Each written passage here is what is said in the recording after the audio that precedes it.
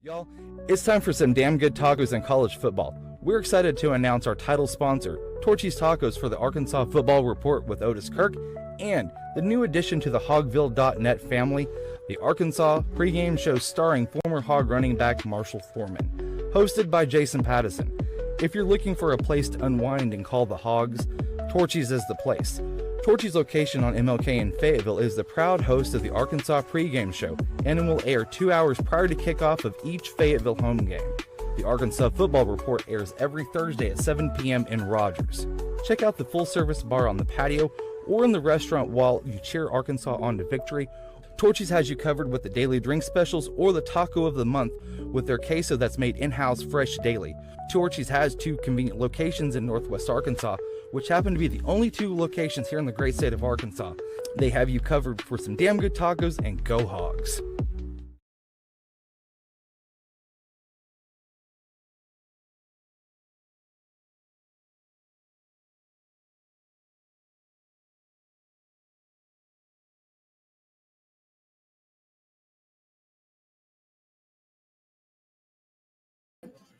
And everybody, welcome to the Arkansas Football Report with Otis Kirk. I am Jason Pattison, and welcome Hog Nation. It is Thursday, November 14th, 2024. We're here live at Torchys Tacos in Rogers, as we are every Thursday night. I want to give a huge thank you to Marcus, Leighton, and the rest of the staff here at Torchys for their great hospitality that they show us each week. You can also click and like the subscribe button on the bottom right-hand corner of the screen to subscribe to the Hogville YouTube channel. You can watch all of the past shows from Otis, Kevin, Dudley, and Marshall. Be sure to stop by either of the 2 convenient locations here in Northwest Arkansas, in Rogers or Fayetteville, which happen to be the only 2 locations here in the great state of Arkansas. Try their queso also with the that is made in-house fresh daily. Also with the taco of the month, which happens to be right here. That would be the Gambler quesadilla. Make sure that is a brisket and cheese quesadilla. I'm going to tell you what, I had it last week. It was pretty stinking good with that guacamole. Or if you like to fire it up a little bit, you can also dip that in some Diablo sauce. I'm going to be honest with you, my gut couldn't handle that. I couldn't handle that, man. It's just a little bit too much for me. So, make sure to pair that with that or any of the great tacos on their menu and open your taste buds to a new world. We also want to give a special thanks to Carbless Cocktails. They are a new sponsor that joined on with us a couple weeks ago. You can try any of their 9 different flavors, Otis. They have got, let's see, I've got to bring it up here, black raspberry, pineapple, cranberry, lemon lime, lemon, passion fruit, black cherry, and peach, which are all vodka cocktails. And they also have the tequila margarita cocktail too as well. So be sure to check out any of those great drinks. They are 0 sugar, 0 carbs with only 100 calories. And you can pick them up at any major retailer or here, Otis, at Torchys. So this Saturday, 9 a.m., we will be live at the Torchys location in Fayetteville with myself and Marshall Foreman for the Arkansas pregame show. It'll last 1 hour and go right up to almost the kickoff on Saturday morning, which is at 11 a.m. It'll be on ABC against the, as I like to call them, the evil empire of college football, because I mean, Shorthorns, evil empire. To Otis, I cannot just outright say that name. It's just ugly. It is. I can say it without any problem. I hate Texas. I mean, I mean, hell, I hate them, man. I really do. I mean, I hope you're supposed to be neutral in the media. I get all that, but Yeah. not Texas week. I mean, I grew up hating them. Same here. I hate anything orange, man. And that's the thing too, is that like you said, media is supposed to be objective. Well, you can be objective and still hate somebody. I mean, I hate to tell people, but I can be objective. I'll still, and I picked Texas to win the game, so I can be objective, but I hate them. I'm not going to lie to you. I mean, I don't know why people think you can't be honest and yet be objective, because I hate Texas, but I'll be objective about the game. I'll report what I see, and, as I said, I picked Texas to win, although I've seen stranger things than Arkansas winning. I mean, it really wouldn't shock me. I mean, it's just that Arkansas has really struggled against experienced quarterbacks. And, of course, obviously, Quinn Ewers is one of one of them is very experienced, and Arkansas struggled in that regard. And Bowman and Nussmeier and Dart. So Arkansas struggled against experienced quarterbacks. I do think Texas is probably a bit overrated. Their best win is over Vanderbilt. It's not Oklahoma and Oklahoma and Michigan. Those teams aren't any good this year. No. Aren't very good this year. So they're straight trash almost. Yeah, so their best win is probably Vanderbilt, to be honest with you, and they barely beat them. They beat Florida pretty handily, which is pretty impressive. And since Florida's actually played a little bit better, and they handle Florida better, that might be their best win, to be honest with you, but probably Vanderbilt. But anyway, Texas is a good team. Don't get me wrong. When I say that I think they're a bit overrated, I mean, I still think they're a good team. But they call me out on Twitter for saying I'd rather play Texas than Alabama. And I said that preseason to this day. I'd rather play Texas Saturday than Alabama. I mean, hey, Arkansas hasn't found a way to beat Alabama. They found ways to beat Texas. Look, Alabama and Texas are both good. So, I mean, it's like you're arguing Coke and Pepsi. I mean, they're both good. So, I mean, you pick your poisoner. But I'd still rather play Texas than Alabama this week. I really had. I mean, and hey, Alabama beat Georgia and Texas didn't. So, I mean, we can and I know you can't compare score, but you can sit there and do that back and forth. But I mean, I'm just being honest with you when I say I'd rather play Texas than play Alabama. Yeah. What difference does it make what I think? I mean, some people act like that's, oh my God, he said this, I mean, get over it, people. I mean, it's just my opinion.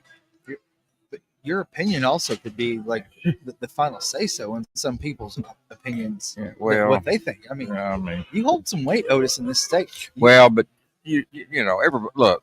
And I mean, hey, I get it. I mean, somebody says something I don't like, I jump on them too. It's all, but we got to learn that people's entitled to their opinion. And I'm one of the biggest hypocrites in that regard. I don't always respect somebody else's opinion on something. So, I mean, I'm not being a hypocrite in that sense. I mean, I admit it, but honestly, I mean, all I'm saying is I'd just rather play Texas than play Alabama. Look, both of them would be favored against the Hogs anyway. Yeah. It is. There are some there's some stats that I want to bring up here in a little bit. I think that's very appropriate because I think that it's really going to tell the tale of how this game is going to go down on Saturday. I'll go over that here in a little bit. So, also, Otis, I want to put a little congratulations to One High Hog. He deserved that for the name. Exactly. He's the winner of the Ole Miss score prediction that was on Hogville. You can get that on Hog. You can put your score predictions for the Texas game on Hogville and also Twitter. He wins a $25 gift certificate here to Torchys Tacos and a hat and sorry about that. And also a T-shirt. So if he goes over, if he's watching at any time during the show, if he goes over to that QR code that's at the very top right-hand corner of the screen, right there, he can go on directly to the Torchys website, look at all of their great merchandise, and pick out a hat, pick out a shirt. We'll get a hold of him, and he'll get hooked up. Also, cool. If you go to the register, Otis, and if you mention Hogville at the Fayetteville or Rogers location, you'll get 15% off of your bill. So make sure to save a little bit of money. The holidays are starting to roll around. Yeah. I mean, I want to save some cash. Sure. Hell, we all want to. If we've got anything to save half the time, I don't have anything to save, so I don't have to worry about it. I don't have anything to save, so I don't have to worry about saving the damn stuff. Just worry about where the next dollar is coming from. But anyway. Also, throw your score predictions up here on the comments up here, and we'll put those on here and record those. Make sure that you throw those up there, and that'll get you entered into the $25 gift certificate for the Texas game. I think they're going to be dressing up the Fayetteville location, Otis, pretty good. They got a regional partner manager coming in. Tanner, great guy. Did business with him. Always great. And Jonathan, I think they're going to spruce up that Fayetteville location a little bit. And I'm excited to see what it is. Yeah, that's cool. Yeah, I think they're open at 9:00, aren't they? Yeah, open at 9:00. They're ready for that Hog game at 11. So, I know you and Marshall will be there, and other guy, maybe some more Hogs too, some more people. But I think that we're going to have good to see you. a Greg Thomas sighting. Good deal. Yeah, Greg's a great guy, man. I mean, great guy. But some Hog fan just walked by and said hi.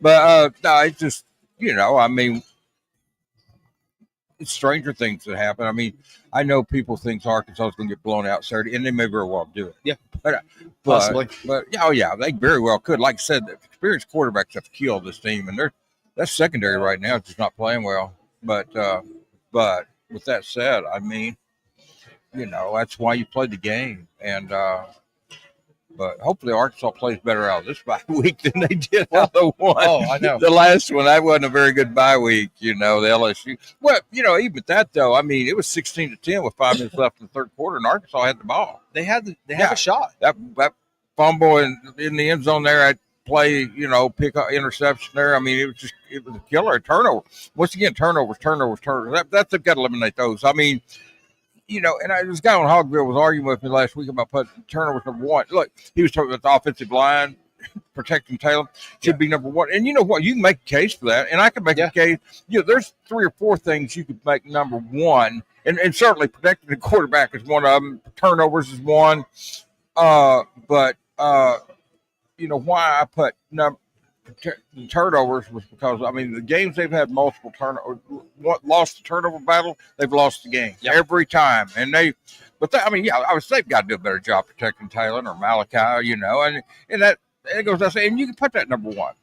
And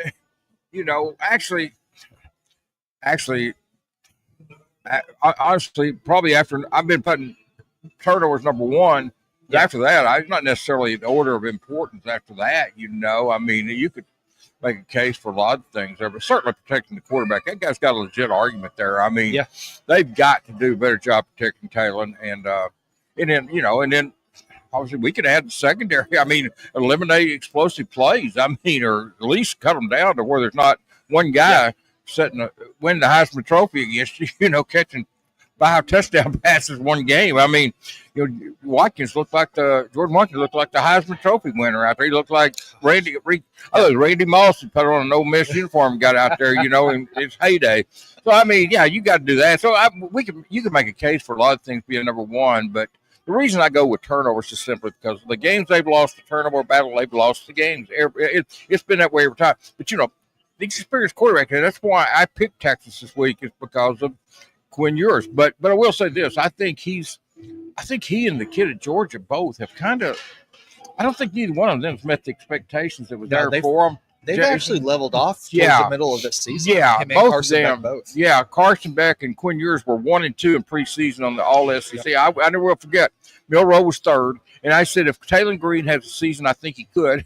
His spot, probably his high point would be number 13 because he's not going to beat out Beck and Ewers. But Beck and Ewers have not had the season that anyone had probably expected of them. So I don't know. And I mean, for that matter, probably Taylor hasn't either, if you want to get down to it. He hasn't eliminated turnovers. But I'm just saying that Ewers, to me, Texas, I don't know. I looked at their schedule and it just doesn't impress me, Jason, but whatever. I mean, they haven't beaten a Tennessee. The best team they played, Georgia, went to Austin and beat them 30-15, if I'm not mistaken. They beat them, and I think it was 30-15 was the score, if I'm not mistaken. It was. Yep. So that I don't know, man. I mean, maybe their best win. I said it was Vanderbilt early. Maybe it was Florida in the sense that they beat Florida so bad recently. Because Florida's playing better football. They're not very good, but they are playing better football. Yep. And so I want to talk about explosive plays because we were talking a little bit about this before the show started. I was doing some research, and so here's the deal. This is a stat that really kind of stuck out to me. Okay, Texas's defense is, I do believe, 3rd or 4th in the country in scoring defense. Yeah, they're good. Don't get me wrong, they are good. Yeah, they've only allowed 12 explosive plays of 20 yards or more this entire season. Here's the kicker. Only one of those has been a run. So if Bobby, his offense predicated on explosive plays, is going against a defense that limits explosive plays, This is where the rubber meets the road for this game. Yeah. This is going to be the roadmap because Texas's offense also has executed 57 plays of 20 yards or more. So not only that scares me with this Arkansas secondary play Yeah. like it is the last two of the last 3 weeks. Really, Mississippi State too, although they won that game, but Mississippi State just had no defense to stop them. But they couldn't stop Mississippi State. But yeah, that's what the explosive plays from Texas is why I picked them. That goes back to that experienced quarterback and just the way the secondary is playing. But if Arkansas could eliminate maybe not eliminate them, but cut back on the explosive plays they allow against the Horns, cut out the turnovers, not have double-digit penalties. They'd be. I think they can be in this ball game. Texas a little bit reminds me of Tennessee when they came here. It was a game where everybody was saying that Turks had no chance. Tennessee was unbeatable. They'd beaten OU, and once again, people, OU is not any good. I'd love to play them this year. I mean, they're not any good. I mean, I watched the end of that OU Missouri game the other day, and I mean, that was like, who can play the worst? That was the most heartbreaking way to end a college football game. Whenever they're lucky in that. Missouri wins. They're so damn lucky. It's pitiful. I mean, I know. I can't stand that jerk, and he is so lucky. I'm telling you, this was Brent Venables' best chance to get Oklahoma to 6 wins because they've got LSU and they've got Alabama to round out their schedule. Here's the other kicker. OU has been to 26 straight bowl games. That is seriously in jeopardy now. Is it 5 wins right now? They're 5. They're 5. Yeah, and they've got 2 games left. Is that what you're saying? Yeah. They're not going to beat LSU and Alabama. Who else? Is that it? No, they're I think they're 5-5. I do believe. I'll have to look at it. But yeah. Well, they're not going to beat Alabama and LSU. So I mean, they better have somebody else if they've got 5 wins, because if that's 5, I mean, if that's just the 2, they're not beating them. They're certainly not beating Alabama. I mean, I don't think they can beat LSU. LSU to me is overrated too, though. So I know they beat Arkansas. I get that, but Arkansas. It was, like I said, it was 16-10 with 5 minutes left in the third quarter, and Arkansas had the ball. Arkansas was generous in that game, gave that game to LSU, the margin of victory. Now, Ole Miss kicked their butts. Ole Miss kicked Arkansas's butts. LSU, I don't think did. That was a one-legged man in a butt kicking contest. That's exactly what that was. Can you put that on the SEC standings here? Standings. Standings. Yeah. Standings on the SEC here.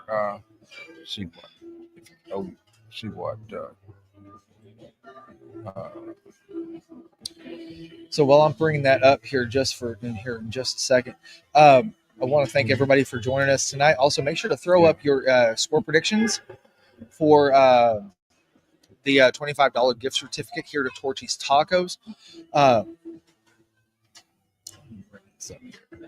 Here we go. And make sure you head up the locations here in Rogers or Fayetteville. You got Tennessee. Golly. Pull that thing down to OU here. I like seeing them at the bottom. Yeah, they played 10 games. Yeah, they've got Texas and Alabama and LSU. Yeah, they're going 5-7. Yeah, they played 10 games. That's weird. Arkansas's played 9. Yeah, Vanderbilt's played 10. So that means that they got an off week anywhere. Yeah, either the last week of the season. They're going to need it. Lord. Kentucky's 3-6. They've got to win out to go to a bowl game. Don't think they will. Auburn's 3-6.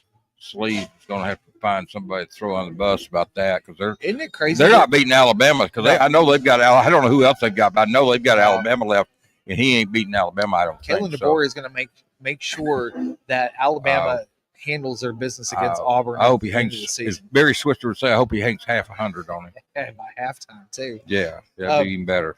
Florida also announced that they're bringing Scott Strickland is bringing Billy Napier back. Yeah, at the end of the season, after next year. Bringing Billy Napier back for 24. Yeah, he got Evan Noel. Evan Noel, the kicker, committed to Arkansas. Florida stole him or picked him up. They didn't steal him. I don't mean that. I don't mean that. But when they landed him, I mean, I'm not accusing them of anything on that. I mean, I think them in the back of the trunk. And I didn't mean it the way I said they stole. I meant they got him. They flipped him. That's what I mean. I'm not making that derogatory. I mean, I think you got a pretty good idea. One thing people ask me about, what happened to Arkansas and kickers? If you remember, one reason they got all these great kickers, one reason, and it's just one reason, they gave scholarships to kickers. A Yeah. lot of schools, remember, they wanted kickers to walk on. Yeah. And Arkansas would give scholarships. So now you've got Florida in deep pockets handing Noel a lot of NIL money. So I mean it's changed not just for isn't it crazy how quarterbacks. fast Everybody that thinks of changed kickers, also? but Arkansas used to get a lot of kickers simply because they would give them a scholarship out of high school. Same way with punters and but kickers especially, and a lot of schools wouldn't do that. They'd make them earn it and so-called earn it.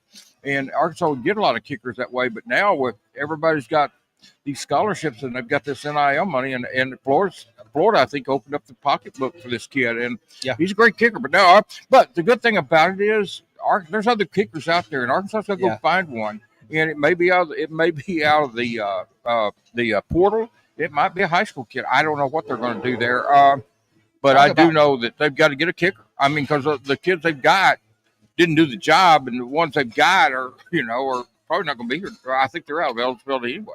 Think about it for just a second, too. You're talking about the portal. The portal saved Scott Fountain and that special teams in the kicking department, because if not, Cam Little leaves a year early. You thought that he might be here this year, and then if you don't get Matthew Shipley, where's his team at? Yeah, and that's what I'm saying. There's Shipleys and Kyle Ramsey. Kyle Ramsey. There's kids like that out there, and Ramsey's a walk-on anyway. I don't know if people know that, but he was a walk-on. He didn't get a scholarship. The other kid did. Arkansas just got to get a kicker for this class. And it'd probably be smart to maybe get a pretty good preferred walk-on and get a scholarship one and have backup playing. Hey man, that's one position you just don't know how they're going to do. I've seen these great kickers get drafted in the NFL and they get up there and bomb. Now, fortunately, Cam Little and the kid that went to the the Rams, from Stanford, Carty, they didn't bomb. So, but they turned out. But a lot of times kickers bomb out, and that's one thing that's hurt Missouri too, Jason. Is that kid they had, that big heavy-set kid they had kicking, looked like me out there. He was money, man. And now I know he missed one. I think it was against Auburn a couple of years ago. We walked into AT&T Stadium, and Missouri was lining up for a short field goal, and he missed the damn thing. But that was probably the only time. He never missed anything against Arkansas, I can assure you of that. But that kid was good. But Missouri's been inconsistent with their kicking game, just like Arkansas has, and so they would love to have Harrison Mevis back. I'm sure they would. Do you know he's a free agent? Yeah, he's just hanging out there. Yeah, for some reason that didn't work out for him like I did Carty and Cam Little. I don't remember. There was another kicker. I think he was from Alabama. Was taken. Yeah, he's with the Minnesota Vikings. Okay, right, he's killing it too. He is, because he was the first kicker taken in the draft. Because Carty was number 1, Little was number 2, and that kid was number 3. And actually, he went number 1. He went first in the draft. Then Carty. And then Little, because I was hoping the Rams would take a Little, and they took Carty, but Carty was rated ahead of Little. But I don't know. Carty's been good. Little's been good. And you say the other kid has. So all three of them turned out. But that's what I'm getting at about kickers. It doesn't always work out that way. They don't always turn out. Sometimes Evan Noel may get to college and not be that good. So and he may be great. I tend to thinking he's going to be great. I don't want somebody to say, he's saying that because he didn't come to No, I'm just saying kickers as a whole. I mean, Steve Little's the best kicker I ever seen. When he got in the pros, he was first round draft pick. When he got in the pros, it just didn't click for him. And that's what I'm saying. He's not the only one like that. I mean, it's just, it happens all the time. And, hell, you can get to Kyle Ramsey, who missed one field goal last year, was an All-American at his school. Yeah, and a small division group of 5 or 1AA, whatever it was, All-America. Abilene Christian, wasn't it? Yeah, and whatever they are, he was an All-American, missed one field goal, and it was 50-something yards. And he got up here to Arkansas this year, and it's very interesting. Something happened. You still know about kickers. That's what I'm saying. I don't mean that bad towards Evan Noel. I'm just I'm talking about kickers, and with Arkansas. That's why I said earlier, Arkansas might be smart to sign one and try to get a preferred walk-on that's really good too. Jay, and they've got Charlie, I believe it's Charlie Bonder meeting. I believe is how you pronounce his name, the walk-on kicker. So, what's crazy is Jake Bates was at Arkansas and never kicked a field goal. And that kid you talking about how he's doing in the NFL. You want to talk about kickers in the NFL. he's killing it, man, with the Detroit Lions. God, he killed it in the game winner last week too. Yeah, he killed it in that world, whatever league he was in, but that spring USFL. Yeah, I don't keep up. You can tell I don't keep up much with pro football, like especially the other leagues besides the NFL. But I watch it a lot, but I don't follow it religiously like I do the NBA. So, Sam has Vito Calvaruso if he needs him in a pinch as well. Yeah, he was hurt some this year too, but Calvaruso to me was a great kickoff guy. Yeah, he just never impressed me kicking field goals. I saw him in some spring deals, and he just never clicked for him there. And he left here thinking he was going to go to Wisconsin and be their field goal kicker, and it didn't work out for him there. So he came back, got back, and ran into Devin Bale. And man, Devin Bale, he's on the red guy list too. Yeah, he's a stud. He's on the Burlsworth list too. I don't know if that's been out there or not much, but I did not know that. Yeah, he's actually on the Burlsworth deal too. And very worthy of winning. All those guys, I don't know who else is on it. They're all going to be worthy of winning it. But Bale's deserving of anything he gets. He's deserving of it. If it's good, positive stuff, Devin Bale's deserving of anything he gets. He's very good at what he does. Jerry Meadows asked about him here a while back at a press conference with Sam, and Devin's, man, he impressed me in the spring game. I thought he outkicked the kid from Australia, Fletcher, then. Yeah. And I didn't think they really lost it. That when they lost Fletcher, I didn't feel like they would take a step back with Bale, and they haven't. No. Fletcher will go to Cincinnati and be really good next year, but Bale is really good here. And I felt like when Fletcher left, I didn't feel like that. I'm not going to sit there and say, it wasn't no big loss. I just felt like Arkansas had his. That's the key. It's not necessarily when somebody leaves and you say we're not a big loss. Maybe they're that good, but if you've got a replacement for them, then like Quinn Ewers goes down, that doesn't mean he's not good, but Arch Manning's a good replacement for him. Jay. Yeah. And Ole Miss, Taylor Green goes down. Malachi comes in there and looks like the second coming of John Elway. So, that's what I'm saying. If you've got a guy that come in, doesn't mean they'll do it every time. But I do know, like, for instance, I know it hurt Texas to lose Quinn Ewers, but they had Arch Manning sitting there waiting in the wings. And not everybody has an Arch Manning sitting there waiting to come in, So that's what I'm getting at when I say this. It's not necessarily, it's not a big loss, but you can soften the loss, I guess the way I should phrase it, by having somebody just about as good or as good, Yeah. We'll forget when Arkansas lost all those receivers that year, 2015, and Drew Morgan was over there, and he wasn't going to get to play, and all of a sudden these people started getting hurt right left at receiver. Drew Morgan got there, and he never came out. Yeah. Because he showed him he was just as good, You got a shot. You got to have a shot. You got to get a chance. But when you get that chance, you do something with it. You got to take it and run with it. You can't be sitting over pouting and not ready. You got to be ready. And when the chance comes, you got to take it and run, because you probably won't get the second. If you don't run with it the first time, you probably won't get the second chance a lot of times in college and pro sports. We're going to talk a little bit about that here in just a minute out on the other side of the break. Sam mentioned during the press conference on Monday that the defensive backfield is pretty much opened up, other than maybe two spots. My guess is probably either TJ Metcalf in either Danico Slaughter or Hudson Clark. Other than that, the other three spots are open. I want to talk a little bit about that here on the other side of the break. So we are here at Torchys Tacos. I want to thank everybody for joining us tonight. Yeah. And on the other side of the break, we'll talk a little bit more about that defensive secondary that's opened up. I do hope Marquis stops this stuff like that, man. I don't like that. I don't see the poor purpose in it. I wish he'd stop it. I love Marquis Robinson, but I don't like that. I'll just be honest with you.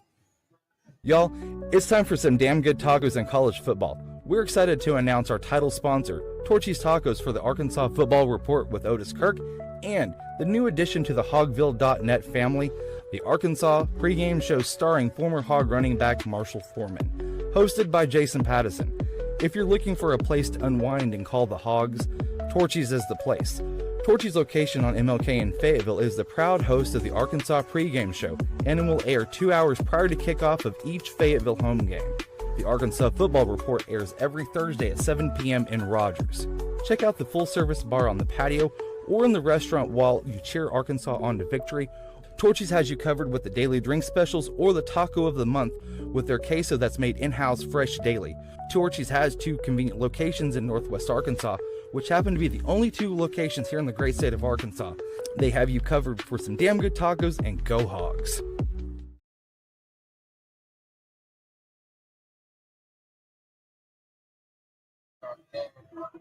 Playing Buffalo. Is it Buffalo, Kansas City tonight? Just Kansas. Okay. I'll tell you what, Kansas City's right there with Missouri about being lucky. God, they're lucky. I couldn't believe Denver they blocked that field goal at Denver the other day. God. Everybody want to thank you guys for joining us here tonight. Torchys Tacos, Arkansas Football Report every Thursday night, 7 p.m. Want to thank Leighton and Marcus and their great staff for all their hospitality they show us. Want to thank Carbless Cocktails and try any of their 9 different flavors, 0 carbs, 0 sugar, 100 calories. So, Thursday night football, we were just talking about that here just a second ago. Pat McAfee had a hell of a breakdown on that left side of the line. What that will allow Leo Chenal to come across the line and block that field goal, which preserved Kansas City's undefeated season so far. He called the guy a fish. He's exactly what he was. He was a fish. He just sat there and flopped around and did nothing. Man, they're living on a prayer, Kansas City, as they've had some games where, man, they're like Missouri. They're winning some of these games. Amazing. But Kansas City's good, don't get me wrong. Yeah. I mean, I really think if it's Kansas City and Detroit Lions in the Super Bowl come February, I guess that's when the Super Bowl is. Come Super Bowl, whenever it is, I think it's early February. But if those are the two teams, it should be a great game, man. Wouldn't it be great to see Jake Bates kick the game-winning field goal? Yeah, not get it blocked. Yeah, not get it blocked. Not get it blocked, yeah. Well, you got Dan Skipper, Ragnow, Jake Bates. Is that the only 3 on the lines? I'm wanting to say that Jerry Jacobs might still be. No, he went to the Rams. Did he go to the Rams? He went to the Rams, but then they cut him. I think he got hurt, and they cut him. But no, unless he went back to Detroit, he's not still with them because I know he went to the Rams in the offseason, and he got cut. Because I think he got hurt. I think they got a settlement on his injury, whatever it was. I may be wrong. He went to the Rams, though. I do know that. And because they had 3 Razorbacks. They had Bo Limmer, Cameron Curl, and Jerry Jacobs. And Jacobs got cut. Bo Limmer has actually worked himself into a starter. And Cam, of course, has been a starter and playing well for them. They've had some secondary issues, too, but not with Cam Curl. Those are the 3 Razorbacks on the Lions: Bates, Skipper, and Ragnow. Yeah, I know. Yeah, Jacobs was, but he left for the Rams and got cut because I'm pretty sure he got hurt. Gotcha. So I want to talk a little bit about the explosive plays we were talking about on the first half of the game or the show this evening. Texas, the breakdown is so Texas has had 57 explosive plays of 20 yards or more, right? That breaks down to just a little over 6 plays a game. If Arkansas can cut that in half, I think that will give them a chance. But the thing is that their offense has got to be able to make some explosive plays because Texas is only allowing 2 plays on average per game. And one of those 12 plays of 20 yards or more has been a run. So Bobby has got to find a way to exploit that Texas defense to be able to get some chunk plays. Now, again, I don't think that Texas has faced the type of offense other than maybe Georgia that he's going to see with an offensive mind like Bobby's. Yeah.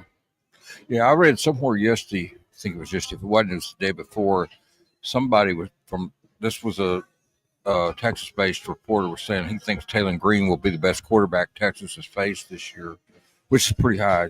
No, considering they played Carson Beck at Georgia. They played the Kip and Vanderbilt, who's getting a lot of publicity. But he actually thinks that Taylor Green will be the best quarterback Texas. Arkansas's got to run the football. They couldn't run the football against LSU. They cannot just rely on the pass. They've got to be able to have some explosive. And there's a million things, but they've got to cut out the turnovers. Yeah. Cut them out. They've got to run the football. They got to protect Taylor. They've got to cut out the explosive plays for Texas. Cut them back anyway, way back. I'd feel more comfortable with 2 than 3 even. You're saying they're getting 6 a game. And I mean, I don't know. If you could allow 3, if you're having a lot of success, I just don't know if Arkansas have enough success against that defense to allow 3 explosive plays. So it might be more like 2 maybe. But Arkansas's got to cut those out. And there's just so many things. To be honest with you, it's going to almost take a perfect game to beat Texas. And I don't know if Arkansas's got it in them or not, but we'll know pretty quick. I mean, if they're going out there and if they're turning the ball over and getting penalties in the first half, it's probably not going to be. It's going to be another long day at the stadium, just like Saturday 2 weeks ago was against Ole Miss. That was a long, miserable, cold day. And you talk about limiting penalties. Also, Arkansas has the 2 to 3 games that they've won in the SEC this year. They have forced five turnovers against Mississippi State and also Auburn. They did not force that many against a orange team that has a T that begins with that played here. I'd like to see that replicated, honestly. Just simple fact that they hate orange. They played a clean game against Tennessee, and you just got to do that. I mean, you can't hand Texas 3 or 4 fumbles and interceptions. You just can't do it, especially the 2-yard line, the 5-yard line, the 10-yard line. So Arkansas's got to eliminate all that crap, and if they do, they've got a chance. If they don't, they have no chance. I mean, but they've definitely got a chance to beat them. But they've got to play. They don't have to play a perfect game, but they've got to play really close to it. I think to stay in that game. Well, and you got to keep. I know that we were talked about the limiting the turnovers. I feel like it's a chicken and the egg type thing, or 1A, 1B. Limiting turnovers, keeping Talon healthy. Talon healthy is making this team go. Yeah, he's the tangible X factor on that offense, because you don't know what the status with Braylon Russell is. He's still questionable.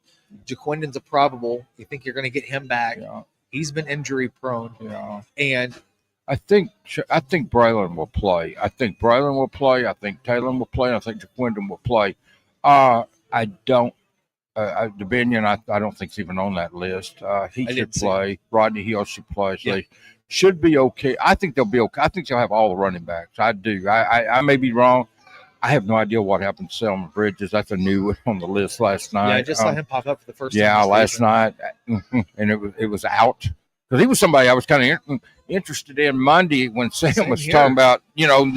Secondary was going. Everybody it was wide open. And I'm thinking, we're going to finally see Selman a little bit, but then he's out. So I guess it wasn't Selman Bridges he was talking about. But, will TJ Metcalf get a shot? So we'll see. It'll be interesting. But, but Arkansas just – if they can't beat themselves and beat Texas, if they do that, they're in trouble. And yours is too good a quarterback. He struggled some with the deep ball, they said. He's not complete, but like 52%. He's missed some wide open. He missed some Saturday. I saw him miss some receivers against the team they were playing this weekend. But he's really pretty good, and they beat Florida pretty handily. But he did miss some open receivers. And Arkansas needs that, but they don't need to be giving them open receivers either. No. And, Sam talked about on Monday that if Arkansas is going to have a chance in the secondary, they have got to keep those guys off the sidelines between the numbers and the sideline. They have got to push them back towards the middle of the field. Yeah. I don't know if that's where you're disguising coverage with your nickel and your dime and forcing things back to the middle and then playing halves or thirds, having a third guy go back a little bit, disguising that a little with some zone coverage. So I don't know exactly how Woodson and T-Will are going to kind of attack this sort of thing, but that is going to be the way that Arkansas has got to defend against the wide receivers, because Isaiah Bond, he's healthy again, the Alabama transfer. He did great last week against Florida, and I just don't want to see him have another weekend like what Jordan Watkins had 2 weeks ago. I think the guy's still running. Hell, yeah, he's somebody said you see he's on the injury report. I said he must have got hurt running back to Hubbard from all those touchdowns against Arkansas. Yeah, but it's true. No, it's just Arkansas's got to play better. And like I said, there's about 3 or 4 things I could put number one as far as keys to beating Florida, keys to beating Texas. Yeah, and I'll probably go with turnover simply because that's the bottom line is they win the turnover battle, they win the game so far. But it's really that's not any more important than saying protecting the quarterback, cutting back on the explosive plays allowed, tackle better. I mean, that may not even be on my top 5 because I could list about 20 things, but they've definitely got to tackle better. They haven't tackled well at all.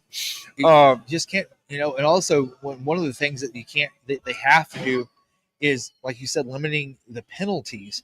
Yeah. You can't have defensive guys going back there fluttering their hands like they thought they made the world's best play and get flagged for these illegal alignments on offense. I don't know why. I know what Sam backfield, you cut those out. They had a big play the other day that gets called back because of an illegal alignment. Yeah. Hey, figure that stuff. Find out what you're doing wrong. They told Arkansas. Sam said the other day, they got somebody that's not touching the line or something. Eliminate that. That should be eliminated. You shouldn't be keep doing that over and over and over. Eliminate that. You know what you're doing. You know what they're calling. Bobby's going to have adjust to it. Adjust to it. Yeah, because if they can, they have got to eliminate, like you talked about, having to play a perfect game. You saw where Sam had talked about on Monday that 3 of those 5 spots in the defensive backfield, they're open. Yeah. Are you going to see more of a Tevis Metcalf? I'm sure 1 5 and 5 is not open, to be honest with you. That was pretty bad. 514 yards and 7 touchdowns. Was bad. And the same guy catching those balls over and over should never 5 of them. That should never happen. That should never happen. I don't care. That's Little League stuff. That's Kiwanis League stuff there. where you got a kid that's a stud receiver and you got a quarterback who's got a strong arm and you sit there and throw the same kid over and over because they have nobody covered. That shouldn't happen to a Division I SEC college football team. That's ridiculous. That was pathetic. And it was a pathetic deal. It should never happen in college football. Yep. So I want you guys to throw your score predictions up here in the comments. You guys get registered for a $25 gift certificate here to Torchys Tacos. Yeah. Also, make sure to use the word Hogville at the register for a 15% discount off your bill as well. So we're going to go into here, Otis. We're going to look at the SEC today. Yeah, I like doing that. This is always fun, man. Yeah. I'm going to tell you, I love this. Oh, my God. Gotta get this thing pulled up here. Holy cow. Yeah. All right, here we go. A look at the SEC today. So let's bring it up. That is last week. We were in week 12. Georgia Ole Miss will be a good game. And wait a minute, they already played. Yeah. All right. Arkansas, yeah. Go beat them damn horns. I hate Texas. I like to call them the Shorthorns, honestly. Yeah. I call them a lot of things we can't say on there. We get bumped off here. Yes, that's true. I promise you. I've called them some things in my house. It would be probably in the press box under my breath that you wouldn't want to hear. You wouldn't want me to repeat on here. We'd be knocked off the air. Yeah, I don't think Lenny would have to. Lenny probably fire me. I'd be out of a job. Yeah, we both might be if I were turned loose with some of the things I've called Texas. You know what though? Here's the thing: this state of Arkansas and Oklahoma, for that matter, have uttered the same things. Oh yeah. And then they're sitting there raising hell because the Sooners had that horns down and they wanted to outlaw that. Come on. It's grow up. That'd be like saying total horseshit. Yeah, to sit there and act like you're offended because OU does that horns down stuff. Come on, man, grow up. You need a safe Jesus Christ. All right. Kobe used to say, if they're not cussing you and raising hell with you, they don't, they're not scared of you, Exactly. These people that go out here and players on the court and nobody says anything to him because he's not a threat to them. You got to be a threat to somebody like Kobe, LeBron, like Jordan. Those guys were, like Tom Brady and those guys. That's who you hate is great players like that. All right. So you got Hugh Freeze and Auburn faithful taking on ULM Saturday, 11:45 SEC Network. Auburn is a 25.5-point favorite. I'd love to see them lose that game. I'd love it, man. I'd love to see you sleaze lose to Monroe, and it could happen. I remember he lost the Rain's mouth after the Arkansas game last year about he could have scored every play, and the next week against New Mexico State, somebody couldn't even score, Got their butts handed to them by a bad team. I'm hoping Monroe wins. I don't think they will. The good thing is they're 3-6 at Auburn. Yeah. And I know they've got Alabama. I don't know who else they've got left, but they're not going to. And I know there might be road games because they've had a bunch of. Their first 5 or 6 games were at home, Yeah. And so they've got to play. I know they played a bunch of road games and they've lost them. So I'm hoping Monroe beats them, but I'm not holding out. But the good thing is it doesn't look like Auburn's going to a bowl game. No, they have to win out. They got this game, one more, and then Alabama. I do not see that happening at all because who else they got? Because they've got 3. That's what I'm going to pull up here. They've got 3 games left. I know one of them's Alabama, and I know Monroe. I don't know the other game. A&M. A&M? That ain't happening. Yeah. See, I don't think Texas will beat Texas A&M at A&M. That's going to be a heck of a game. You know, Texas might beat them, but I don't. Auburn's not going to. But you mentioned A&M, Texas and Texas A&M later on in the season is going to be a heck of a game. That rivalry has been stupid for the past couple of years, not playing each other. I think A&M may be a better team than them. A&M's a good football team. That defensive that defensive front's going to wreck Quinn Ewers. That's going to be a good. That'd be a good game to watch. I mean, it should be a really good. Anyway. All right, so you got Kentucky taking on Murray State. I think that Kentucky's going to get right with this one. I don't think that Kentucky is going to get to a bowl, though, this year. No. I think that Mark Stoops is not going to have the 9th consecutive year of a bowl game because he's got Louisville at the very end of the season. Just that game alone completely puts them. Murray State's really fallen. I remember that when Houston Nutt coached there, then they've had different coaches. They've had some great football teams there. Yeah, they have. Mike Cherry played quarterback there for a while, after he left Arkansas. Man, 1-9. I had no idea they'd fallen on hard times like that. So here's the kicker, too. They've also lost to UAPB. They did? They did. Oh, my God. 35-21. Good deal for UAPB, though. Great deal. I didn't know that. But good deal. No, it might have been New Mexico State. I'll have to double check. I think it was Murray State. I think that they did lose to UAPB. Okay. So they're 1-9. They've fallen on some hard times, and they used to be a very good program for that division, for that side of school. And then they're 1-9. I had no idea they'd fallen on hard times like that. Their only win was against Mississippi Valley State. See, I'd have 4 Mississippi Valley States on my schedule. If I'm Arkansas non-conference, I'd have 4 of those. Yeah, I got to go to Memphis and all that crap next year. I ain't doing that. Anyway, Mercer, my God, they're 9-1. Oh yeah, we're going to talk about them here in just a second. They're pretty stinking good. Murray State against Kentucky. There is no line in that one. 12:30 on ESPN Plus. Mercer. I'm sorry, they're 9-1, and they've had some pretty good. They've had some pretty dang good wins. Mercer's defense has been able to turn teams over and score points off of defense and special teams. There's a wide receiver, last name I think it's Riley, or Myers. I have to double check on that. That's what's been making this team go, because between them, I do believe they've had to have a quarterback change, a little bit of inconsistency, but Mercer has been pretty stinking legit this year. They're not going to be a slouch going into Alabama. Alabama has had one of those games where, South Florida last year, where it was tight the entire game up to the fourth quarter. I think that could happen again this week. Yeah, it'd be interesting. I had no idea. I had no idea Mercer was that good and Murray State was that bad. I don't keep up with it that much, but anyway. And so I think that Kalen DeBoer and Jalen Milroe, they get back on track, but again, like Nick Saban's talked about, this is rat bait. This is some rat bait right here. You cannot fall for the trap. Yeah. And so, again, 1 p.m. on ESPN Plus this Saturday. This is going to be a good one. LSU travels to Florida, 2:30 ABC. LSU is a 3.5-point favorite. Yeah, that's game. I'm telling you, Jason, I'm LSU. I'm feeling shaky about that game. They damn near got beat against South Carolina. Yeah. They had to have a last-second field goal. Man, Florida, for all their jokes people made about it, including us, they played pretty well. I mean, they got Texas did hand it to them. Like I said, that might be Texas' best win now that I think about it.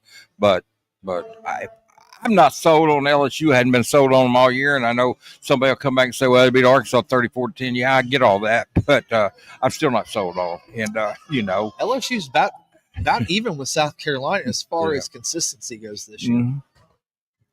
Again, I wouldn't be afraid to take Florida in that game. I'm not saying that I don't know who will win it, but I wouldn't be afraid to pick Florida to win that. The only thing I worry about with this game is Florida's consistency on defense, right? Because they were great against Georgia. They go to Texas, they get their butts kicked. Yeah, I got handed to them there. Bad. And now you got to regroup and you got to host LSU. That game has always been tight anyway. I tend to think that LSU might have some problems, and if they're going to pull it out, this is going to be a late fourth quarter win for them. And my I know that I mentioned this before, but if you guys go into my column on Pig Trail Nation, basically Alabama went in last week, stole their playoff chances, robbed them, took their tiger, took their mascot, took their trailer, took everything that resembled any part of LSU advancing to the CFP. Alabama erased that last week. Yeah. So again, do they go into Florida with their heads down and Napier get one win closer to a bowl game that nobody thought would have happened this year? Yeah. Because they have I do believe it's Florida State at the end of the season. Yeah, they got Florida State and someone else left. They should beat Florida State. So, Mike Norvell, that guy's a train wreck right now. Good Well, God. I don't know how they've fallen on such hard times. Jesus. I know he lost a lot of players to pros. I mean, the Rams got 2 of them, but Yeah. they fallen on some bad, hard times. Man. Yeah. All right, so Missouri traveling to South Carolina. Williams-Brice Stadium, the last time that they were lit up at night was against A&M. A&M got their butt kicked. Drew Pine is going to be quarterback for Missouri. Brady Cook is going to be on, more than likely is out with that shoulder injury that he sustained against Alabama. Lenora Sellers, Rocket Sanders, those guys are clicking on all cylinders, pun intended there. South Carolina is a 14-point favorite. I'm going to tell you what, I think that Drink is going to get his ass kicked this week. I hope so. I really do. I really hope that South Carolina and Dow and those guys just blow them out. Blow them up and blow them out. 315 SEC Networks, this sun going down. I'm telling you what, South Carolina is going to bring it. I'm telling you, they are going to be bringing it this week. Time to see the end of that game, maybe. College game day, SEC Nation are going to be in Athens for Tennessee, Georgia. This is going to be the prime time game of the night for all of Saturday college football. 6:30 on ABC and on ESPN Plus. Georgia is a 9.5-point favorite. It's kind of a bounce back game after them getting their butts handed to them by Lane and Ole Miss. That offensive line for Tennessee, if they can get stout, if they can find something, they have a chance. But if not, they're going to get their doors blown off. Yeah, I tell you, both those teams are hard to read and hard to predict. Tennessee thought was world beaters, and Arkansas beat them. They're 8-1. So I mean, for people to say Arkansas sucks, they are the only school that beat Tennessee. So that's interesting there. It shows you what Arkansas can do when they play a clean game and smart game. They can play with anybody, like I've said. When they don't, anybody can beat them and can embarrass them, But they beat Tennessee. That's the game plan. I'm not saying the same scheme, but the same deal. Play a clean game against Texas like you did Tennessee. You got a chance to win that game because Tennessee's a good team. One of the things that also has been noticed by defensive coordinators in the SEC this year is that Nico Iamaleava, when he faces a decent secondary, he kind of shrinks a little bit because that left side of the line for Tennessee still hasn't figured it out. Yeah. I still don't understand how Dylan Sampson is leading the league with 1,129 yards rushing with 20 touchdowns and 201 carries, which I do believe, 201. All three of those stats lead the SEC in rushing. That he has been their bell cow. This is the reason why they're 8-1. Yeah. If they're going to have a chance to win, he's got to have a 150-yard night, 2 touchdowns. Yeah. Again, 6:30 on ABC prime time. Should be a good one. And we got, before we get to the last one here, we got Texas A&M taking on New Mexico State. The Aggies. Okay, so if A&M whips the Aggies or Texas or New Mexico State, that's some Aggie on Aggie crime. So they're both the Aggies. I'm telling you. Texas A&M is a 39.5-point favorite. 6:45 on the SEC network. I still don't see how in the hell they get on the SEC network being a 39-point favorite. I don't know, but they're a good team, and they're gonna pound New Mexico State. So it should be interesting. And I think New Mexico State too want to win there with a record about like that last year and beat Auburn, but they're not beating A&M. He's not coaching A&M. No, and all of our staff picked Otis. I think John James was the only one to pick Arkansas against Texas this week. John the Baptist. Oh, I think John the Baptist picked Texas. Did he? Oh, no, he did. He picked Texas 31-29 is what it was. Yeah, John the Baptist picked Texas. I picked Texas.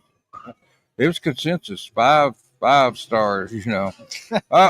I picked Texas simply because they've got an experienced quarterback. Those have killed Arkansas. Yeah. But as I said, there's other things besides experienced quarterback going to come into play, and if everything positive for Arkansas, they can win. If not, but after that performance against Ole Miss, I can't pick them. I remember I go back to last year where you had Auburn come in here and beat them, and then you thought, well, they beat Florida. They beat the directional school from Florida. They've got it figured out, and then Missouri comes in here and torches them at the end of the season. So I saw that last year, and I'm afraid I don't want to play out again this year. So I'm picking Texas to win. If I'm wrong, and I'd love to be wrong. Believe me, I'd love to be wrong.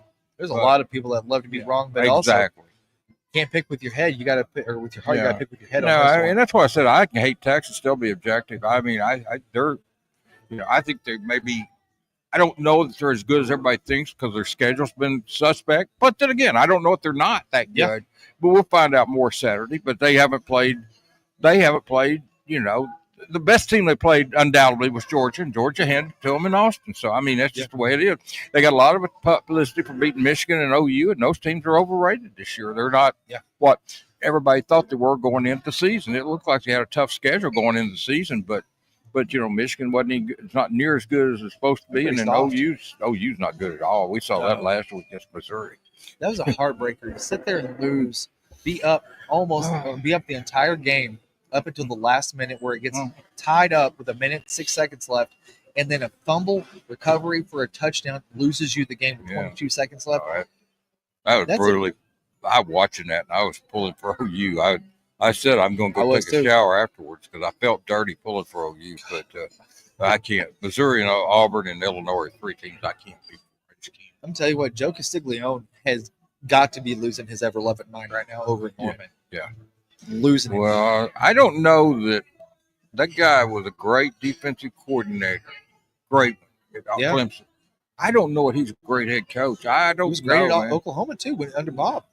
Yeah. Well, he's been a great defensive coordinator. But, sometimes great assistants don't make great head coaches. Exactly. And I don't know that he's a great coach. I have seen nothing make me think he's a great head coach. I'll just put it that way and leave it at that. Maybe he will be. Losing Jackson. Well, losing his quarterback, like Dylan Gabriel to Oregon, hurt him. That hurt, We lost the one before. Caleb Williams went to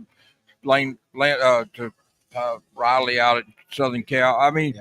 He's had some bad luck losing quarterbacks, but even at that, so I just don't know what he's a good coach, a great head coach.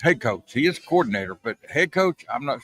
I've seen nothing make me think he's a great head coach or going to be a great head coach. You can't call him one now for sure, but I haven't seen anything make me think he will be. Yeah. I guess what I'm trying to say. So I got 2-minute warning here. We're going to wrap up here in just a moment. I want to ask you, Otis, do you have any Texas stories that you might be able to share on air that one good one is I was in Little Rock. This is when I was with the Mina Star, and I was married at the time. Me and her were down there at Little Rock, and it was raining cats and dogs, and somebody got buckets into the stadium down there at the tunnel where southeast corner where Texas comes in and comes off it, and they've caught water and they're dumping water on the Texas players as they're going in the locker room and stuff. And I was down there when Jack Crow and them beat them in Little Rock. I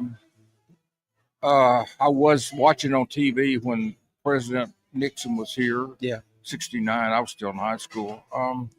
Still in school. But I watched it with my mother. Texas, I was down in Austin. The one time I've been to Austin, and the one time I went to Austin was Matt Jones was quarterback, Cedric Cobbs was running back, and they beat Texas down there in Austin that day. Yeah. No, not well, I've been to the Cotton Bowl. I saw Arkansas beat them with Matt Jones there, or Clint Sterner. Clint Sterner was the quarterback when they beat Texas that year, and Cedric Cobbs was running back. But it was Matt Jones when they beat them in Austin, and then Matt Jones was the quarterback against OU in the Cotton Bowl. Yep. But it was Clint Sterner that was quarterback in Arkansas when they beat Texas in the because I was at LSU. Arkansas lost to LSU. Still got the Cotton Bowl bid and then beat the crap out of Texas down there. And I never seen so many reporters dang near crying in my life. Those guys, those homers from Texas, man. Good God. You thought their dog had died or something. The way they were acting. And it was like, Couldn't believe it. I saw a reporter taking food out of the press box to his wife and kids in the stands. I mean, it's like, God, come on, man. This is an Arkansas guy. I'm not going to call him out, but he was ridiculous. I saw him taking food out of the hospitality room down to the damn stands to his family. It's like, come on, man. You got $9 the first 10 you ever made in your life. Jesus, man. It's embarrassing. One of my favorite memories is my mom and grandpa, when he was still alive, they would always bet a milkshake. I don't know why. It was one of those things that they did. My grandpa, he was from Texas. My mom was born in I do believe Sweetwater, and they lived in Dalhart for a long time before they moved to Missouri. And every year Arkansas played Texas, they'd always bet a milkshake. And my mom, I mean, she was paying out lots of milkshakes. She had Missouri. Well, no, Arkansas and Texas would play. She was betting on Arkansas. Yeah, she's betting there's been a lot more. Most of the positive thoughts are lately, the last few years since Arkansas went to the SEC. They've had a lot. But the Southwest Conference, boy, Texas would spoil the season so many times. Texas really owned them in the Southwest Conference. Arkansas won some, but man, for the most part, though, the best memories of Arkansas and Texas have been since Arkansas joined the SEC. Yeah. That's why I said I'd rather play Texas than Alabama, because they've had better luck against Texas. And in most times, Texas was the favorite team. I don't know in Texas Bowl when Brett borderline erotic when they beat I thought I was putting that on here, but I didn't. Yeah, borderline erotic when they beat Texas, 14. you know. And I don't remember who was favored in that game. Maybe I don't know if Texas. I think Texas was a slight probably favorite. were. Yeah. But that's what I was going to say. Even though Arkansas has beaten them most years, that in that game, Texas was favored in Austin, and Arkansas beat them by 10 that day. I think it was like 34-24 with Matt and Cedric Cobbs. I know Texas was favored that day. They're usually favored over Arkansas, and Arkansas finds ways to beat them where they just don't find ways to beat Alabama. So that was my thinking on that. Not a big deal. Look, Arkansas is going to be the underdog against Texas, and they would have been the underdog against Alabama. So they're going to be the underdog either way.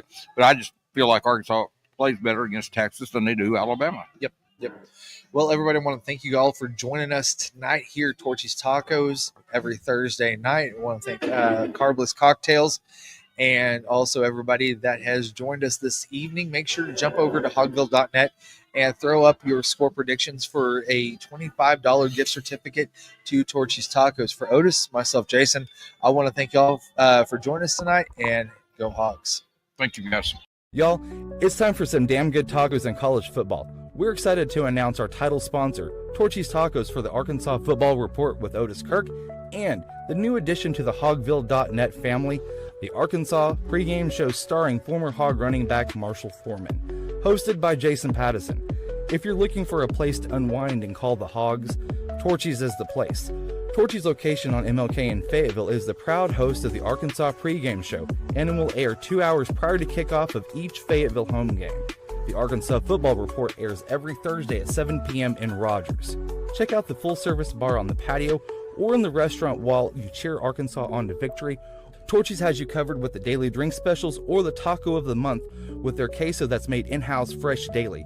Torchys has 2 convenient locations in Northwest Arkansas, which happen to be the only 2 locations here in the great state of Arkansas. They have you covered for some damn good tacos, and go Hogs.